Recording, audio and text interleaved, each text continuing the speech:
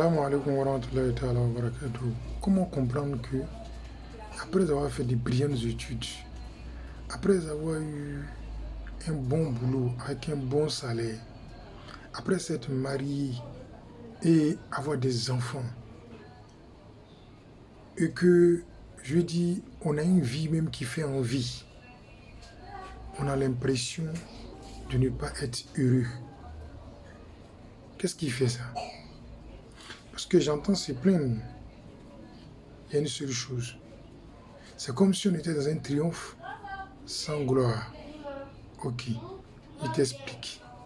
Tu sais, quand la baraka manque dans quelque chose, c'est évident et c'est normal que ce truc-là ne donne pas le bonheur qu'il faut.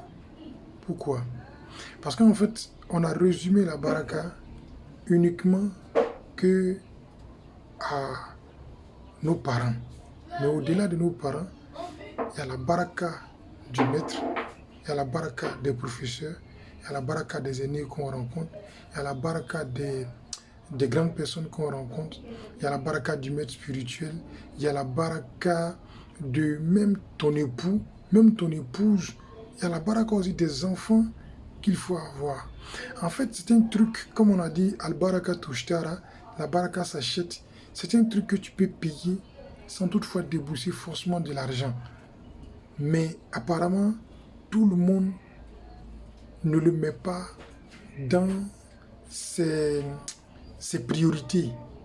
On veut juste avoir le succès, mais on ne sait pas que ce succès-là doit être accompagné de grâce afin que ça puisse être un véritable bonheur. C'est pourquoi tu constates que les gens, ils ont tout ce qu'il faut, mais ils ne sont pas heureux. À peine même, tu as l'impression qu'ils ont ce qu'ils ont. Pourtant, ils ont ça. Tu vois, c'est pas le mariage qui n'est pas bon, ce n'est pas le pouvoir qui n'est pas bon, ce n'est pas l'argent qui n'est pas bon, mais en fait, toutes ces choses obtenues sans baraka n'est pas profitable. C'est pourquoi il va falloir dès le départ rechercher la baraka, parce que sans elle, il te sera difficile de trouver le bonheur. Salam alaikum.